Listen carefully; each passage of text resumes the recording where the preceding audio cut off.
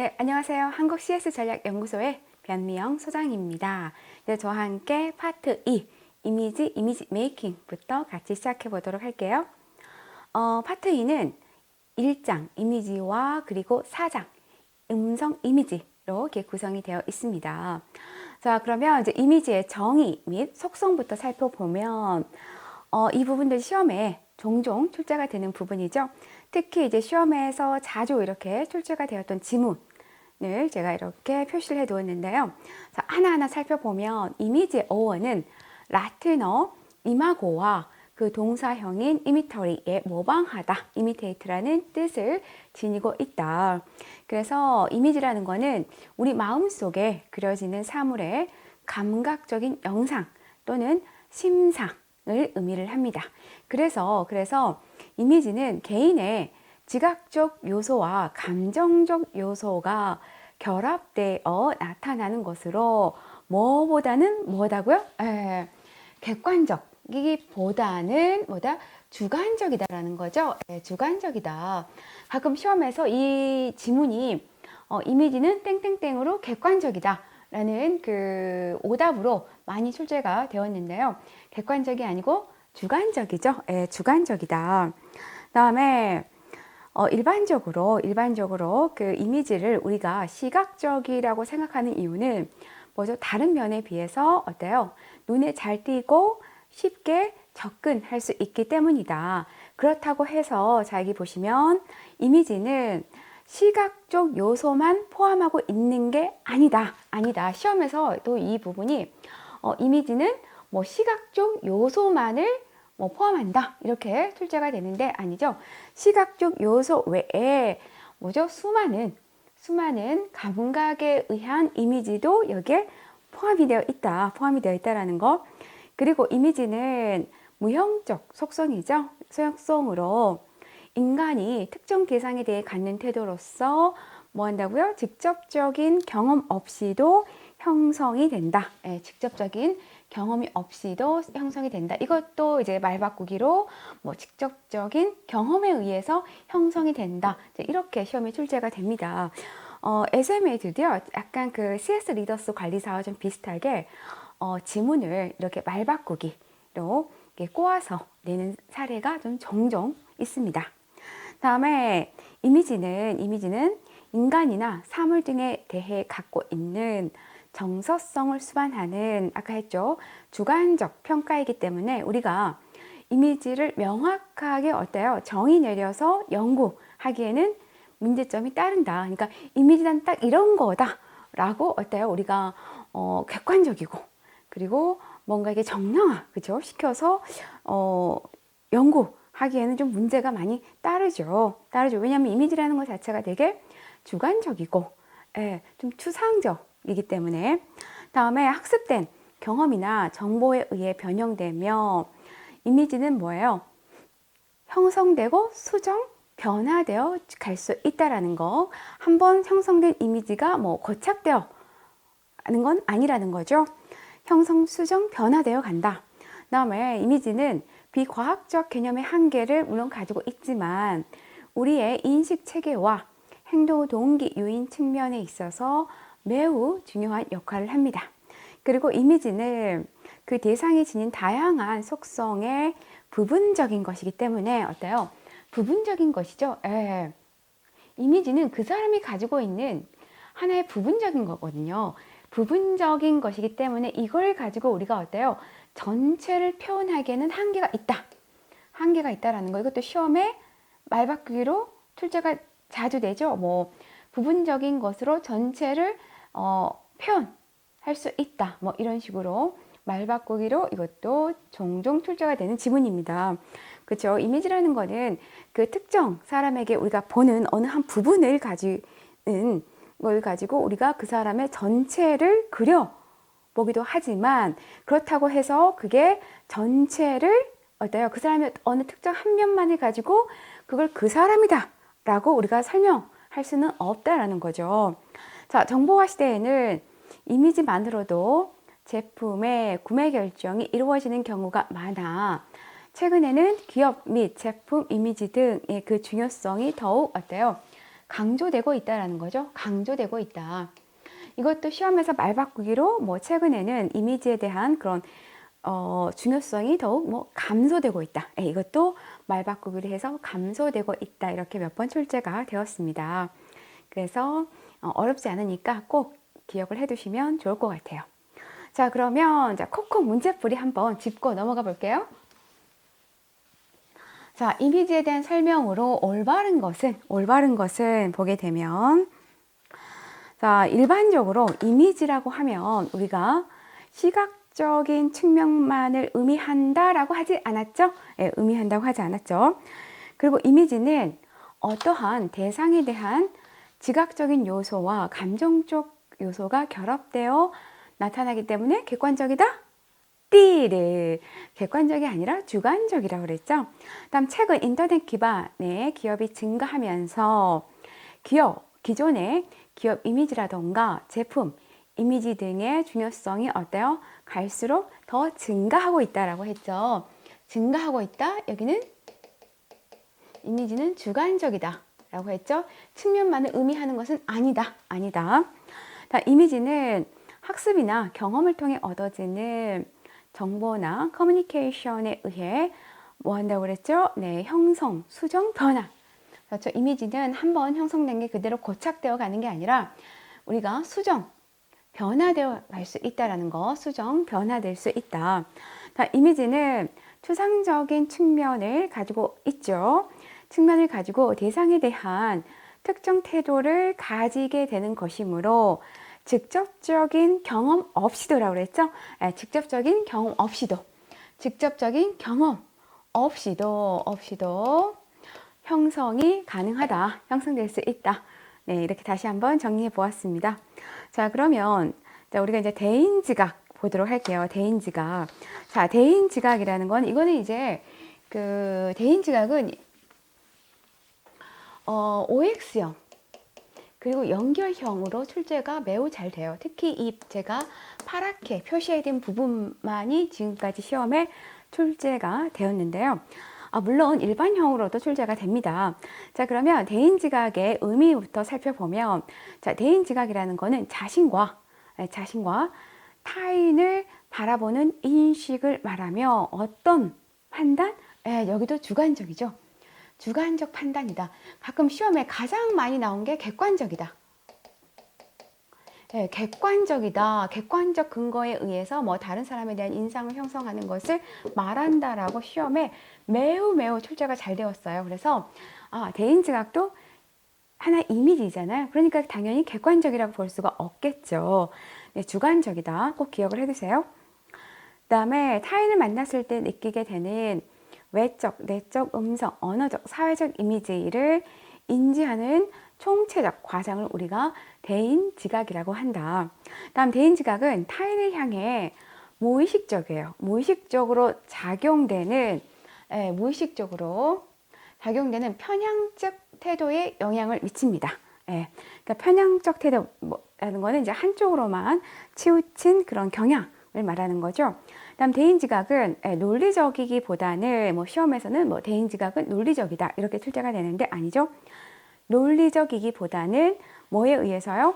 네, 자신의 경험이나 사고를 바탕으로 또 나오죠. 주관적으로 행해지는 걸 우리가 대인지각이라고 합니다. 그래서 여기서 보시면 이러한 대인지각에 영향을 주는 요소로서 이러한 주관성 여기 나와죠.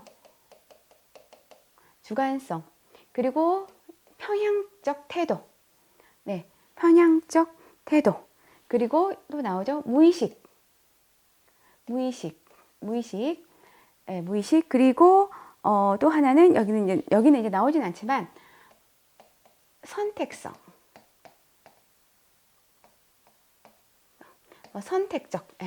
그래서 대인지각의 이제 우리가 의미를 살펴보았지만 이러한 대인지각에 영향을 주는 요소들은 주관성 그리고 편향적 태도 그리고 무의식 그리고 이러한 선택적 이런 것들이 이제 대인지각에 또한 영향을 미치는 우리가 요소다라고 이렇게 보시면 될 것 같아요.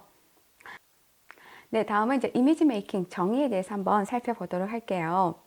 자, 이미지 메이킹은 개인이 추구하는 목표를 이루기 위해 자신의 이미지를 어때요? TPO에 걸맞게 통합적으로 관리하는 것을 말합니다. 그래서 자신이 속한 사회적 지위에 맞게 만약에 내가 회사의 뭐 임원이다 또는 CEO다 그러면 거기에 맞게끔 나의 외적 그리고 내적 이미지를 어때요? 최상의 모습으로 만들어 가는 것을 말하죠. 그다음 외적 이미지를 강화하여 긍정적 내적 이미지를 끌어내는 뭐 시너지 효과를 일으키는 것이다. 우리 아마 여성분들 이런 얘기 되게 많이 들었을 것 같아요. 제가 뭐 이렇게 성형을 하고 나서 자신감이 많이 쏟았습니다. 네. 제가 항상 눈에 컴플렉스가 있었는데 눈이 작은 눈에 컴플렉스가 있었는데 쌍꺼풀 수술을 하고 나서 되게 예뻐지고 자신감도 솟아서 매사에 적극적인 아이로 내가 변했다. 근데 이건 뭐죠? 바로 외적 이미지를 강화해서 내 내적인 긍정적인 내적 이미지까지 끌어올려서 시너지 효과를 본 케이스라고 볼 수가 있겠죠. 외적으로 풍기는 이미지들이 복합적으로 조화를 이루어 그 사람만의 또한 분위기를 만들어낸다. 다음 주관적인 자아와 객관적 자아 사이에 최대한의 뭐예요? 간격을 좁히는 거죠. 최대한의 그 차이를 좁혀서 뭐를 만드는 거예요? 객관적인 자아상을 확보하려는 거다. 네, 이게 이제 시험에서 이 지문이 자주 건드려지는 부분이에요. 뭐 예를 들면 시험에 뭐 주관적 자아와 객관적 자아의 차이를 좁혀서 뭐 시험에서는 뭐 주관적인 자아상을 확보하려는 노력이다. 그럼 언뜻 그래 이미지라는 게 주관적이라고 그랬지 하고 우리 수험생들이 주관적이다라는 거 이렇게 옳다고 그게 이제 옳다고 생각을 많이 하는데 이미지 메이킹이라는 거는 어때요? 주관적이 아니고 객관적 자아상을 확보하기 위한 거예요. 그러니까 다시 한번 정리를 해보면 이미지라던가 대인 지각은 되게 주관적이에요. 근데 이미지를 메이킹하는 거죠. 이미지 메이킹은 객관적이에요. 객관적 자아상을 확보하려는 노력이다라고 이렇게 보시면 될 것 같아요. 헷갈리지 마세요. 주관적, 객관적. 주관적, 객관적. 네, 다음은 이제 이미지 관리 4단계부터 보도록 할게요. 이제 이거는 이제 생산성, 본부, 오픈, 기출 문제에도 이렇게 나와 있는 내용인데, 자, 여기서는 이제 뭐를 여러분들이 숙지하는 게 중요하냐면, 1단계부터 4단계까지의 순서 있죠? 네, 순서를 여러분들이 외우는 게 중요합니다. 외우기보다는 이제 이해하면서 연결 지으면 훨씬 더 편하겠죠? 자, 그럼 1단계부터 보게 되면 먼저 1단계는 자신의 이미지를 점검해 보는 겁니다. 어떻게? 자신의 이미지를 어떻게 해요? 객관적으로. 네. 객관적으로 바라보고 그럼으로써 어때요? 장단점을 파악하는 것부터 이제 시작이 됩니다. 그래서 개인의 이미지를 객관적으로 바라보고 그럼으로써 장단점, 내가 가지고 있는 이미지의 장단점을 좀 정확히 파악하는 게 필요하다라고 볼 수가 있겠죠. 자, 여기 보시면 그래서 좀 객관적으로 내 이미지를 바라보기 위해서는요, 전적으로 내가 나를 보는 거는 좀 주관적으로 흐를 가능성이 있기 때문에 내 가족들이라던가 또는 나와 친한 친구들에게 내 이미지가 어떤지를 한번 물어보고 그 사람들이 얘기하는 그 이미지, 나에 대한 이미지가 조금 더 객관적일 수 있기 때문에 제3자에게 내 이미지를 다시 한번 체크해 보는 것도 중요합니다. 그래서 객관적으로 바라본 다음에 내가 가지고 있는 장단점이 뭔지를 파악해 보는 거죠. 자, 그런 다음에 내 이미지의 컨셉을 정하는 겁니다. 즉, 내가 원하고자 하는 이미지를 정하는 거죠. 예를 들면 나는 되게 멋진, 좀 당당한 커리우먼의 이미지를 갖고 싶다라는 그런 그 컨셉을 정합니다. 두 번째. 다음 3단계는 자, 그러면 나는 되게 당당한 커리우먼의 이미지를 만들기 위해서 어때요? 좋은 이러한 이미지를 만들기 위해서 내가 가지고 있는 강점은 강화시키는 거죠. 강점은 강화시키고 단점은 보완하는 자세를 취하는 게 좋겠죠. 뭐 예를 들면 내가 가지고 있는 이 당당한 커리우먼의 이미지인데 내가 원하는 거는 근데 난 좀 이렇게 왠지 소심한 면이 있다. 예, 소심한 면이 있고, 그리고 뭔가 이렇게 이야기를 할 때, 상대와 이야기를 할 때 내 의사 표현을 좀 적극적으로 표현하지 못하는 경향이 좀 강하다. 네, 어떻게 보면 내가 당당한 커리우먼의 이미지를 갖고 싶을 때 약간 반하는 행동이잖아요. 그렇기 때문에 이러한 부분들을 내가 좀 보완해 나가고, 만약에 이제 또 내가 당당한 커리우먼의 이미지인데 내 외적인 이미지가 되게 도도해 보이고, 예, 도도해 보인다. 그러면 이 부분은 좀 더 강점, 내가 가지고 있는 강점이기 때문에 거기에 맞게끔 그 의상을 코디해서 강화시켜 나가는 것도 필요하겠죠. 제 아는 분이 되게 이제 저희 같은 강사분인데 겉 그 이미지는 정말 당당한 커리우먼이에요. 커리우먼인데 그분하고 이제 얘기를 할 때는 뭐냐면 정말 그분은 그 의식의 흐름대로 얘기를 해요. 한참 듣다 보면은 또 무슨 말을 이분이 하려고 하는지를 제가 모르겠어요. 이 말 했다가 저 말 했다가 또 이 말에서 이게 나면 다시 이 말로 넘어갔다가 얘기를 하는데, 그러니까 이제 그런 부분이 제가 봤을 때, 제 3자인 제가 봤을 때는 좀 뭔가 이렇게 커리우먼의 이미지를 좀 강화시키기 위해서는 그런 부분들을 좀 논리정연하게 대화를 좀 끌어가는 거를 좀 했으면 좋겠다라는 생각이 좀 든 우리 강사님이 생각이 났는데, 자, 이런 부분들인 거죠. 그래서 내가 가지고 있는 단점은 보완하고, 그리고 내가 가지고 있는 그런 강점 같은 거는 좀 강화시킴으로써 좋은 이미지를 끌어내는 거죠.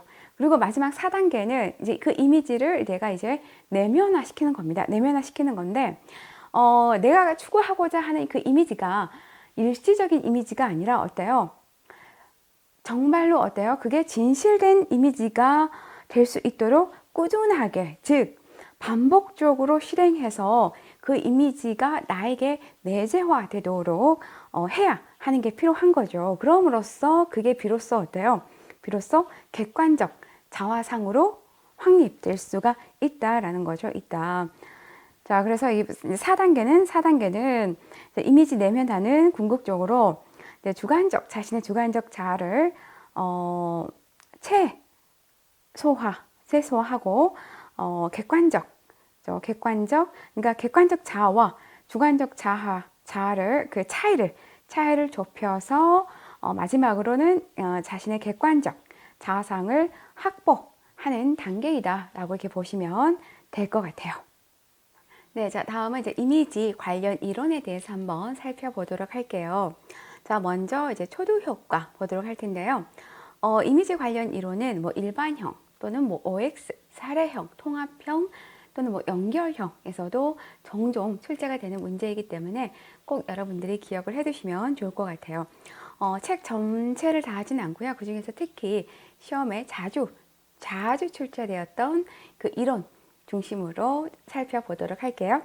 자, 다음에 초두 효과 보게 되면, 초두 효과는 자, 처음에 주어진 정보가, 그쵸? 처음이죠, 처음에 주어진 정보가 나중에 제시된 정보보다 우리가 기억하는 데 있어서 훨씬 더 큰 영향을 주는 거죠. 더 큰 영향을 주는 거. 뭐가? 바로 처음에 주어진 정보가. 그래서 우리가 첫인상이 매우 중요한 이유는 여기에 있는 거죠. 바로 먼저 제시된 정보가 나중에 들어온 정보보다 전반적인 인상 형성에 강력한 영향을 미치기 때문에 우리가 이렇게 첫인상이 매우 중요합니다.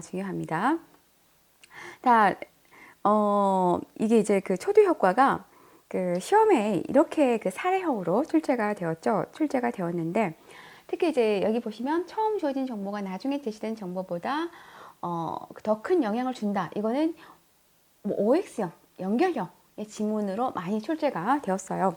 자, 사례형으로 이제 어떻게 출제가 되었냐면, 이 초두 효과가 이제 몸이 아파서 병원을 방문을 했는데, 그 병원에 그 직원이 입고 있는 유니폼이 너무 지저분한 거예요.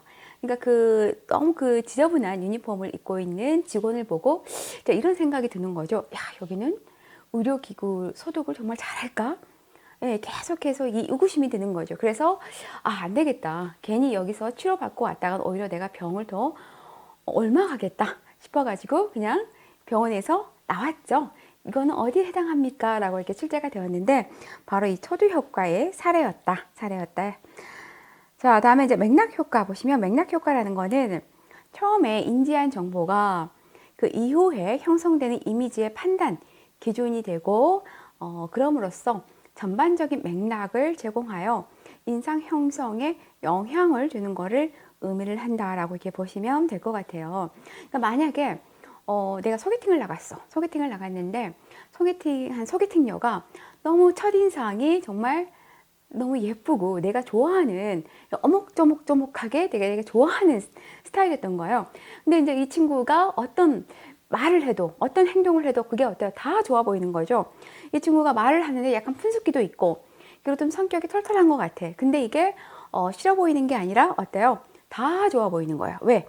처음에 딱 처음 내가 인지했던 그 이미지가 너무 좋았기 때문에 이게 바로 맥락지어서 그 이후에 정보도 다 어때요? 긍정적으로 보여진다라는 거죠. 이게 바로 맥락 효과이다. 그래서 초두 효과와 맥락 효과는 항상 같이 연계되어 갑니다. 다음에 여기 보시면 그래서 처음에 긍정적 판단을 내렸을 경우 같은 대상의 정보가 들어와도 일반적으로 사람들은 어때요? 긍정적으로 평가하려는 그 경향이 있죠. 그래서 선한 사람이 머리가 좋으면 왠지 지혜로운 사람으로 보이고 근데 이제 이기적인 사람이 머리가 좋으면 어때요? 왠지 좀 교활해 보이죠? 이런 것들이 바로 이 맥락 효과다. 다음에 이제 후광 효과 보도록 할게요. 자, 후광 효과는 개인이 가진 뭐 지능이라던가 사교성이라던가 용모 그중 하나의 기초에서 그 개인에 대한 일반적인 인상을 형성하는 것이죠. 즉 쉽게 얘기하면 그 사람이 가지고 있는 한 가지 장점이 나 매력 때문에 모든 특성들도 다 좋아 보이는 거야. 뭐 예를 들면 그 사람이 정말 백만장자래. 돈이 되게 많대. 그럼 어때요? 그 백만장자라는 그 하나로서 그 사람의 모든 것들이 다 좋아 보이는 거죠. 좋아 보이는 거죠. 그리고 또 그 사람이 정말 두뇌가 우수해.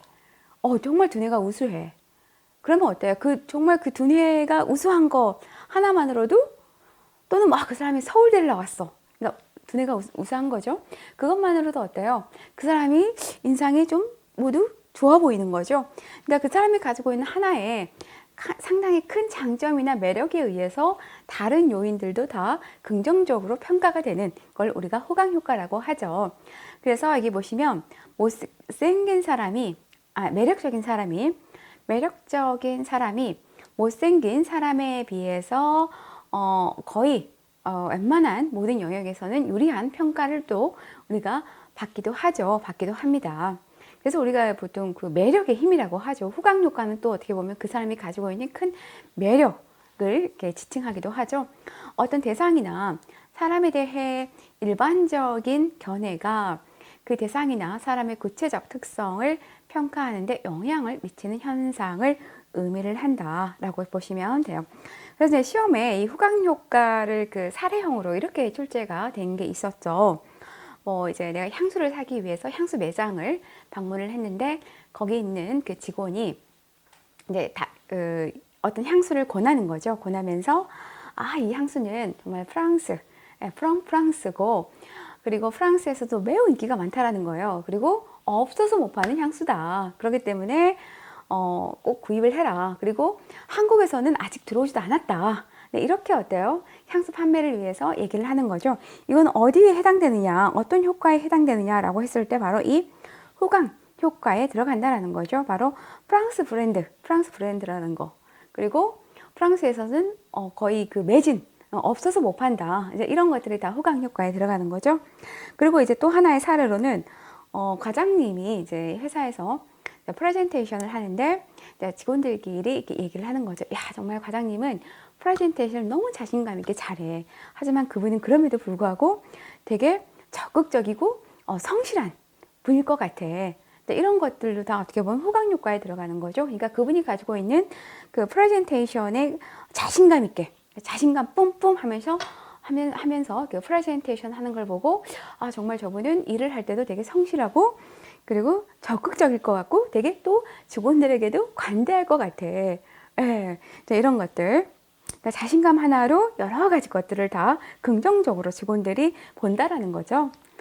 자, 다음에 이제 최근 효과. 최근 효과 보면 최근 효과는 말 그대로 판단을 함에 있어서 최근에 제공된 정보에 더 큰 비중을 두는 겁니다. 즉, 시간적으로 어때요? 가장 마지막에 들어온 정보가 그 사람이 선택을 하는 데 있어서 가장 큰 영향을 미치는 거죠.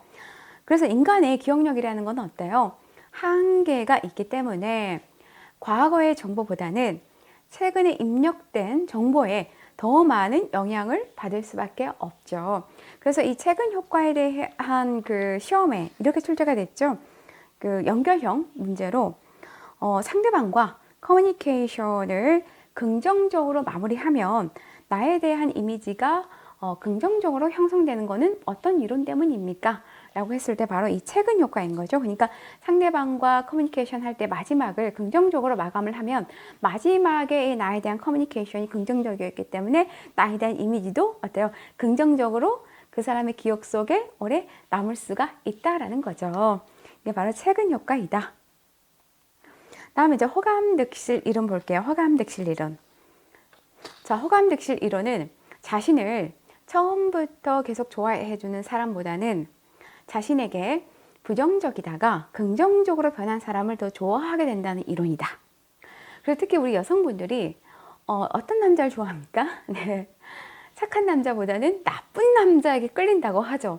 나쁜 남자를 좋아해. 예. 그러면 안 됩니다. 나쁜 남자를 좋아하는 이유가 있죠. 그렇죠. 최근에 제 친구랑 남사친 친구랑 통화를 하다가 이 친구가 이러는 거예요. 여자들은 나 같은 사람을 안 좋아한대. 왜? 너 되게 착하고 배려심 많고 괜찮은 남자인데? 그랬더니 여자는 착한 남자를 안 좋아한대. 매력 없어 하고 또 본인에게 처음부터 끝까지 잘해주면 여자들은요, 거기에 대해서 고마움을 못 느끼고 매력을 못 느낀다는 거예요. 그래서 여자들이 어쩌다 가끔 잘해주는 그 나쁜 남자에게 더 끌린다. 나쁜 남자를 더 좋아한다. 라고 얘기를 하는데, 물론 어느 정도는 일리는 있지만, 일리는 있어요. 왜냐하면, 우리가 사람이 그러잖아요. 처음부터 끝까지 잘해주면 그걸 어떻게 당연하게 여겨요. 그래서 거기에 대한 고마움을 몰라요. 모릅니다. 근데, 10번 만났는데 8번 안 해주다가 거기서 한 번 잘해줘 봐요. 그러면 어때요? 감동을 막 2배로 받는 거예요. 2배로. 그러니까 사람들 어떻게 보면 참 어리석은 거죠. 예, 어리석은 거예요, 그게. 꾸준하게 잘해주는 사람한테 고마워하고 그 사람한테도 감사해하고 해야 되는데 8번 안 해주다가 한 번 잘해주는 남자에게 더 큰 막 호감을 느껴서 거기에 빠진다니 이게 말이 되냐고요. 안 되죠. 그래서 자, 이게 바로 호감득실 이론이다.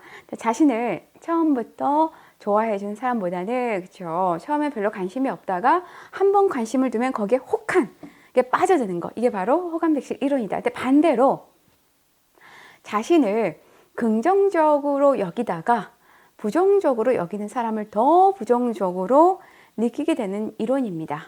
그래서 우리가 되게 친했던 친구와 정말 그렇게 친했던 친구와 어느 순간 갑자기 싸늘하게 헤어지는 거, 어떠한 오해라던가 잘못 하나로 헤어지는 거.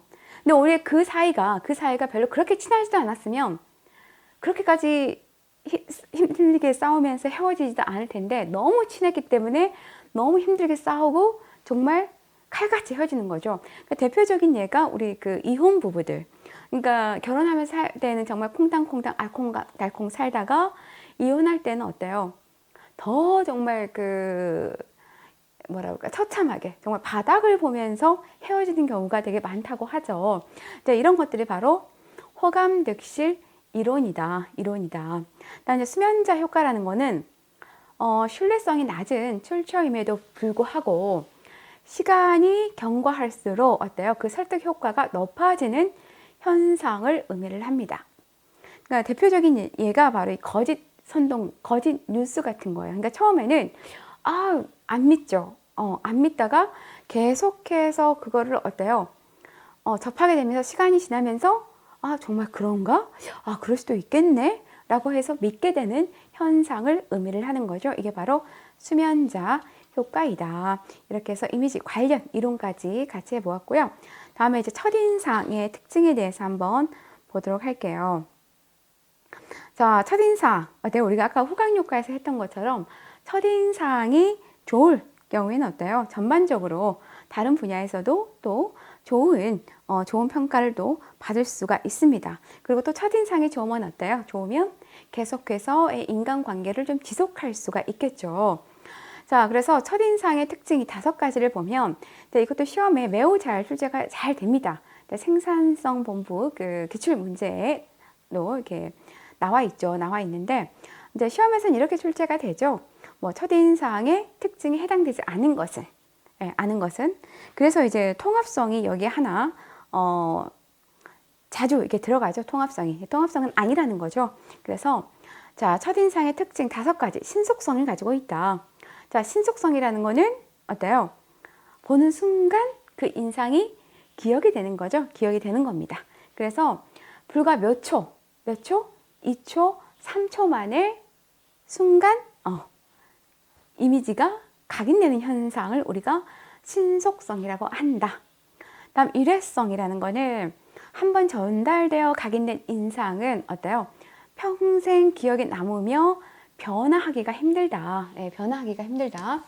가끔 뭐 시험에 첫인상은 뭐 만나면서 이걸 변화시킬 수 있다. 변화된 모습을 보여줄 수 있다. 뭐 이렇게 하는데 아니죠. 변화하기가 힘들어요. 그래서 우리가 이걸 콘크리트 효과라고 하죠. 콘크리트. 한번 그 사람에 대한 인상이 어때요?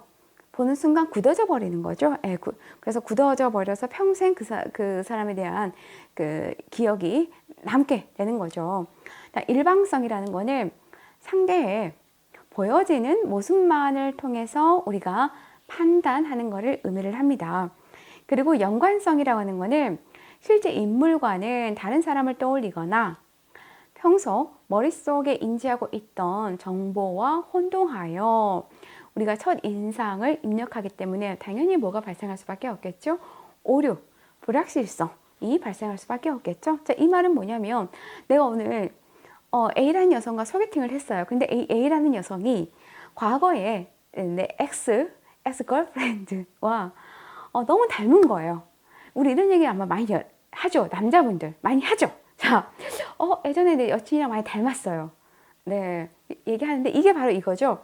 그러면서 실제 소개팅하는 그 A 여성에 대한 이미지를 파악하는 게 아니라 내가 과거에 생각했던 기존의 그죠? 과거의 내 엑스 걸프렌드를 이미지를 이 A라는 지금 현재 소개팅하고 있는 A라는 여성에 대입해서 본다라는 거죠.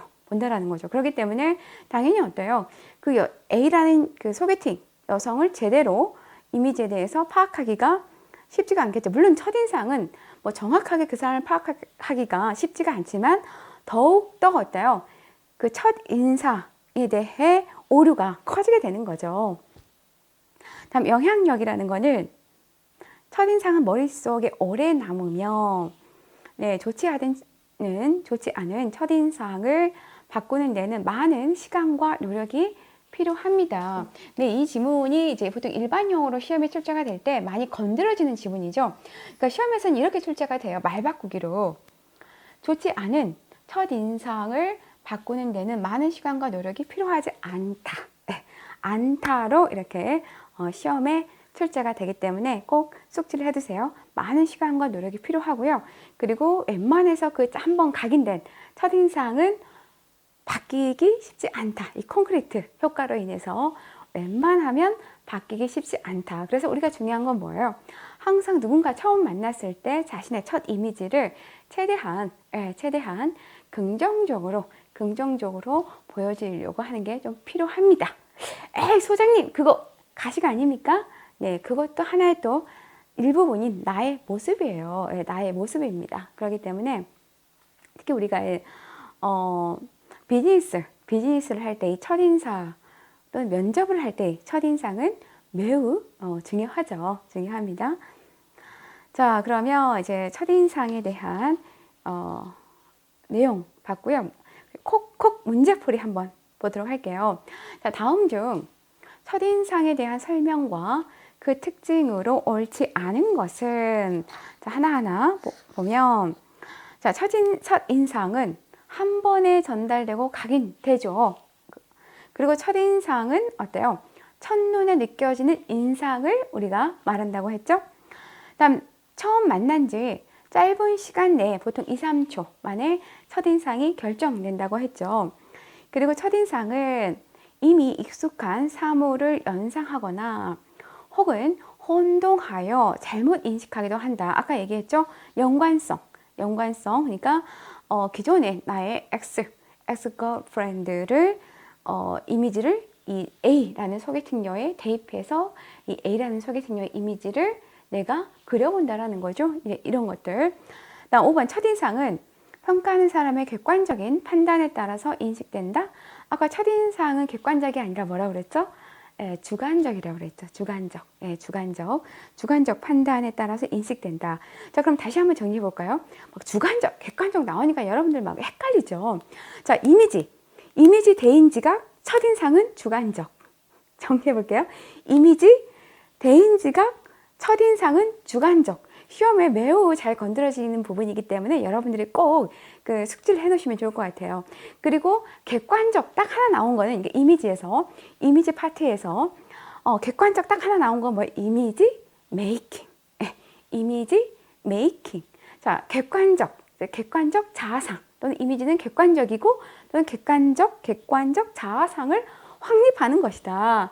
네, 주관적, 객관적. 그래서 여러분들이 이거 꼭 숙지를 해두세요. 수고하셨습니다. 저는 다음 시간에 또 뵙도록 할게요.